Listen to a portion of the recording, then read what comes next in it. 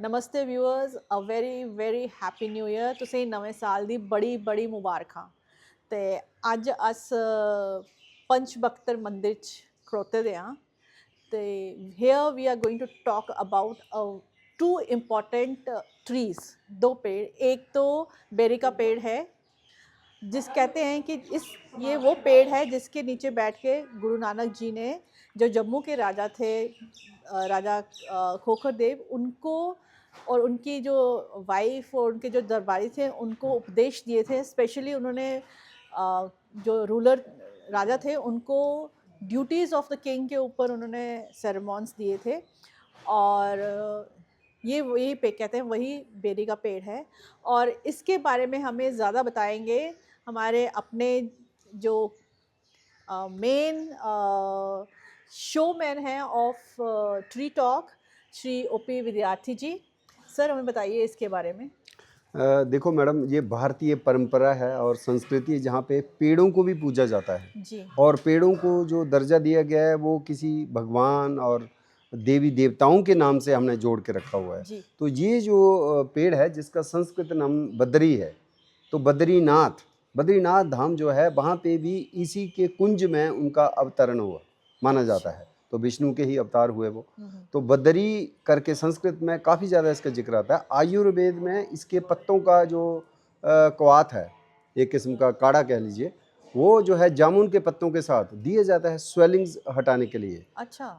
मेरे खांसी को ठीक करने के लिए, लीवर के डिसऑर्डर्स को ठीक करने के लिए। मैंने आयुर्वेद में इसको चमत्कारी औषधीय पेड़ भी माना गया। लेकिन चूंकि आज हम पंचबख्तर महादेव मंदिर जम्मू के पुराने शहर में खड़े हैं और यहाँ पे ये पेड़ का आप तना देख के ही अंदाज़ा लगा सकते हैं, ये ना जाने 4 सदियाँ, 5 सदियाँ, 6 सदियाँ पुराना है। माना जाता है, जैसे आपने जिक्र किया अभी, कि राजा खोखर देव थे और जो उनके आने की, जो गुरु नानक जी का जम्मू आना और 3 दिन जहाँ रुकने का जो बताया जाता है, 1514 ईस्वी बता रहे हैं। क्योंकि 2024 के सितंबर में एक किताब आती है madam, 75 wonder trees, iconic trees of India, जिसमें इसको शामिल किया गया है, इस बेर को। तो उन्होंने भी 1514 जो है लिखा हुआ है और खोखर देव का भी जिक्र उन्होंने किया हुआ है। तो ये पेड़ जो है, आप देखिए कि इसका बीज का हिस्सा जो है कितना मोटा है, और बेशक थोड़ा सा हमें लग रहा है कि समय के साथ ये थोड़ा सा खोखला भी हो रहा है, उसके बावजूद इसकी जो है ना हरी भरी शाखाओं का छत्र जो है, एक किस्म का जो आशीर्वाद है। और ये पेड़ आपको पता ही होगा कि ये सऊदी अरेबिया और वो रेगिस्तान, वहाँ पे भी चूंकि इस्लाम पैदा हुआ, उन्होंने भी इस्लामिक धर्म में भी इसको काफ़ी ज़्यादा महत्व दिया गया। और जब भी हम जाते हैं किसी पीर बाबा में, तो वहाँ पे भी हमें इन पेड़ों को संरक्षण मिला हुआ हम देख पाते हैं। हाँ, उसके पीर बाबा कहीं भी जाओगे तो बेरी का पेड़ जरूर होता है। जी। और उसके साथ साथ सिख धर्म में भी इसको बहुत ज़्यादा जो है संरक्षण मिला हुआ है। जैसे दुख भंजनी बेरी, गोल्डन टेम्पल अमृतसर में, तो वो भी संरक्षित है। और उसके साथ माना जाता है कि किसी को कोढ़ हुआ था तो वो वहाँ के नीचे जो है पानी से उन्होंने धोया, स्नान किया, तो कोढ़ भी ठीक हो गया था। दुख भंजनी, जो दुख को हरने वाली बेरी। और अगर हम जम्मू में रियासी के पास की बात करें तो बाबा बंदा बहादुर है, तो वहाँ भी उनका स्थान, और वहाँ पे भी बेर जो है इसी तरह से संरक्षित है। तो बेर का पौधा औषधीय दृष्टि से भी है ही, लेकिन पर्यावरण दृष्टि से भी, क्योंकि इसके जो फल हैं उनको खाने कई किस्म के परिंदे आते हैं। अभी मैं देख रहा था गिलहरियाँ भी इसके ऊपर आश्रय उनको मिलता है। और कई किस्म के हरियल ग्रीन पिजन है, वो आता है, या बसंते होते हैं जो बसंत में बोलते हैं, सर्दियों में वो चुप होते हैं, तो वो भी इसका फल खाते हैं। और इन फलों को हम इंसान भी खाते हैं। एक तो न्यूट्रिशनल तो है ही, उसके साथ साथ हमारा इसका मेडिसिनल हेल्थ बेनिफिट्स भी हैं। और मैडम आपको ये भी बताता चलूँ कि इवन ये भी हमारे पुराने शास्त्रों में दर्ज है कि इसके पत्तों का जो कवात है, उससे बाल धोने से बालों की चमक भी अच्छी आती है। शैम्पू के तौर पे भी हम इसके पत्तों का जो है इस्तेमाल हुआ है हमारी। कवात क्या हुआ इसका? इसका डिकॉक्शन, अच्छा। मैंने इस पत्तों को बॉयल करके उस पानी से अगर हम बाल धोते हैं, तो आजकल तो सिंथेटिक हमारे पास शैम्पूज आ गए। लेकिन मुझे लगता है कि अगर बच्चों में जागृति हो, नई पौध में जागृति हो, तो वो भी थोड़ा हर्बल की तरफ, ऑर्गेनिक शैम्पू की तरफ जाएंगे। जैसे गुड़हल का शैम्पू भी अवेलेबल है, उसी तरह रीठा होता है, रीठा का है, शिकाकाई का है, आंवले का है, तो बेर में भी वो गुण है, सेम बेर में भी वो गुण है। लेकिन ये जो पेड़ है इसको माना जाता है अगर 1541 है तो कितना हो गया, 500 से 600 साल पुराना पेड़। इसका पुराना पेड़ है, क्योंकि जब वो गुरु नानक देव जी आए तब भी तो पेड़ अच्छा ही होगा ना। हाँ। तो हो सकता है तब भी वो 50 60 100 साल पुराना हो। हाँ। तो जम्मू शहर में पुराना जंगल ही था, उसके बाद शहर बसा है। लेकिन ये पेड़ जो है हमारे इतिहास का गवाह है, गुरु नानक जी के आने का भी गवाही दे रहा है, और उसके साथ आदि शंकराचार्य का भी जिक्र आता है। जैसे मैं वो बता रहा हूँ आइकॉनिक ट्रीज ऑफ इंडिया, जो एस एन नतेश जी ने और रोली बुक्स ने वो निकाली हुई बुक्स है 2024 की, उसमें ये बोला जाता है कि आदि शंकराचार्य ने भी पंचवक्तर मंदिर के परिसर को विजिट किया था। तो मैडम आप हिस्ट्री के हैं, आपको शायद ज़्यादा इसमें ज्ञान होगा वो उनके आने का। तो जैसे आप कह रहे थे अगर उस पेड़ को भी हम इसके साथ जोड़ें, जो दूसरा पेड़ ये है, पेड़ है ना, आपको मैं पूछ रही थी कि ये आपने बताया कि इसकी भी बहुत इंपॉर्टेंस है हमारे धार्मिक जो रिचुअल्स होते हैं उसमें जी। लेकिन अब एक्चुअली आजकल हम देखते हैं कि कहीं पे भी हमारा कुछ रिचुअल होता है तो हम गेंदे के फूल ही चढ़ाते हैं, या बहुत ज़्यादा हो तो जो बाहर से एग्जॉटिक फ्लावर्स आए हैं हम उनके पीछे भाग रहे हैं। लेकिन आपने बताया कि जैसे कि जो हमारे धार्मिक रिचुअल्स हैं उसमें स्पेसिफिकली बताया गया है कि किस वक्त कौन सा फूल या पत्ता यूज़ करना है। तो अभी आप बता रहे थे ये कौन सा वाला पेड़ है? ये मौलश्री, मौलश्री का पेड़ है जिसको संस्कृत में बकुल कहा गया। और मैडम अगर आप हिमाचल प्रदेश में जाएंगे, ज्वाला जी का मंदिर है, वहां पे यही पेड़ लगा हुआ है। अच्छा। और ज्वाला जी में एक संरक्षित पेड़ है और उसको भी इसी तरह धार्मिक आस्था के साथ जोड़ा गया। लेकिन दक्षिण भारत में जितने भी विष्णु के मंदिर है तो वहां पे भी इसको विष्णु के साथ जोड़ करके इसको पूजा का केंद्र, आस्था का केंद्र माना जाता है। अच्छा, जैसे हम यहाँ बेलपत्र करते हैं, शिव जी के मंदिर के साथ बेलपत्र का होगा। और दूसरी बात इसकी शेड बहुत अच्छी होती है, इसकी छाया जो है गर्मी में बहुत ठंडी छाया देता है। और डोगरा शासकों ने भी इसको नागबनी में और जो सर्कट हाउस है वहाँ पे इसके पौधे लगाए थे। जनाना पार्क में आपको पौधे मिलते हैं, जब मुबारक मंडी हेरिटेज कॉम्प्लेक्स वहाँ पे भी ये पौधे लगाए थे। ये डोगरा राजाओं की देन है।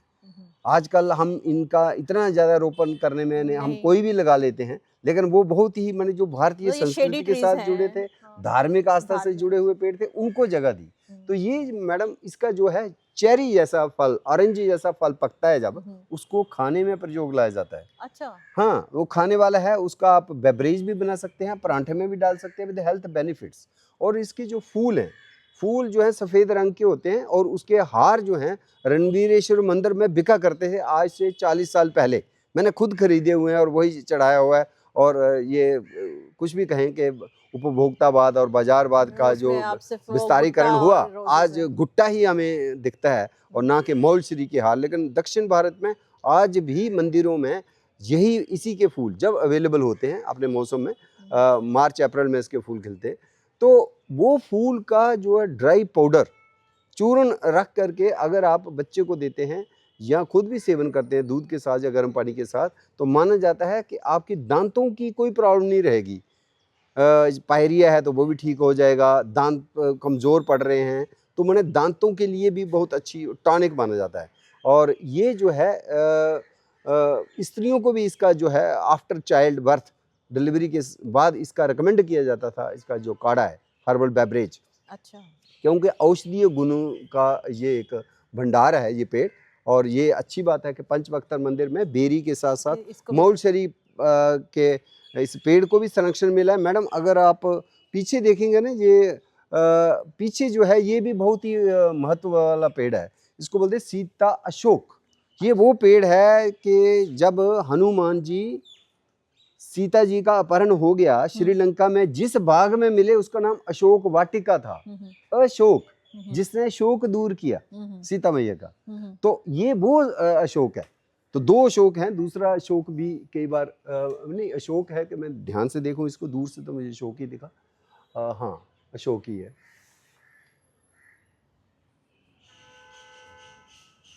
तो ये भी एक धार्मिक पौधा है और इसको भी संरक्षण पंचवक्तर मंदिर में मिला हुआ है।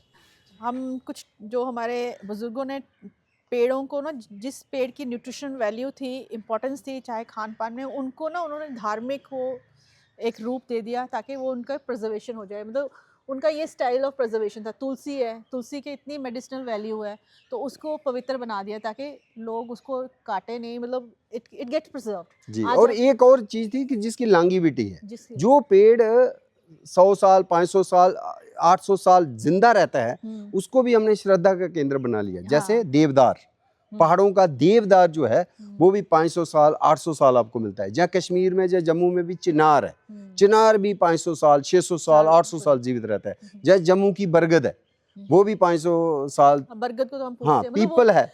हाँ। क्यों? क्योंकि ये वो पेड़ हैं जिनमें लॉन्गेविटी है। मैंने एक बार लगाया हुआ और आस्था का केंद्र बना हुआ, तो 4 पीढ़ियां उसको उसके साथ जुड़ी रह सकती जुड़ी हैं। रह सकती हैं तो उसको। ये भी उसी में बेर भी आता है।